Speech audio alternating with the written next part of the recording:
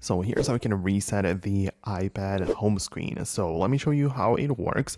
If it's your first time in here, most definitely subscribe for more so you don't miss the upcoming tutorials and videos like this one. But anyways, you open up the settings app where part of the general section, you can scroll to the bottom of the page and see the transfer or reset iPad.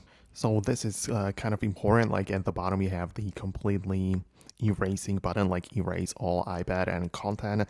So that would wipe the iPad clean, but instead just tap on the reset button above it.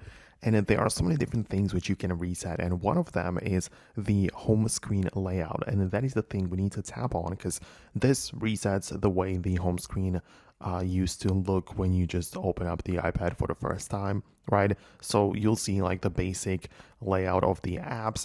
Every single app you have installed like will be part of the app library, but you will have to re-add it back to the home screen. So of course you will not see any widgets anymore or anything like that. All of those things will have to be re-added again if you decide to include it.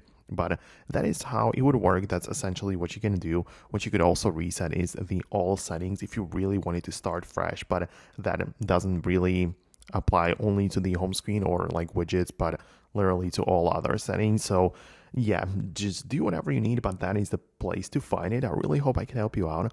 Thanks a lot for watching. I hope to see you later in the next videos too.